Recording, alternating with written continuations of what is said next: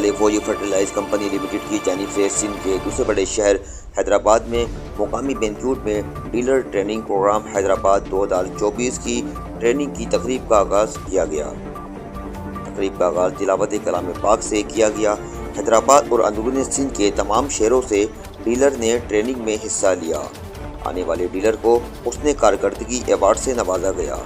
اس موقع پر میاں Zaka Uddin head of sales marketing Lahore سمیت نعیم اختر سیلز کے سربراہ جنوبی zone, Abdul Hamid Lodhi farm advisory centre کے سربراہ Hyderabad, Muhammad Ali Anees head of sales Nawab Shah region نے بھی شرکت کی۔ اس موقع پر میاں Zaka Uddin head of sales marketing Lahore نے میڈیا سے گفتگو کرتے ہوئے کہا،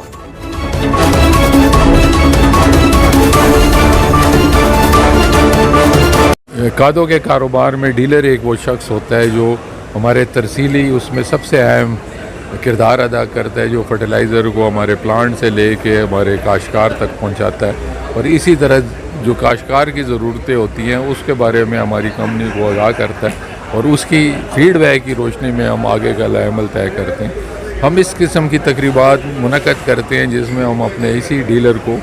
ٹرین کرتے ہیں، اس کو جدید تقاضے جو ہیں جدید زراعت کے بارے میں بتاتے ہیں، اس کے علم میں اضافہ کرتے ہیں، اور وہ وہی جدید کاشتکاری کے جو مختلف عوامل جو ہوتے ہیں وہ علم لے کے وہ اپنے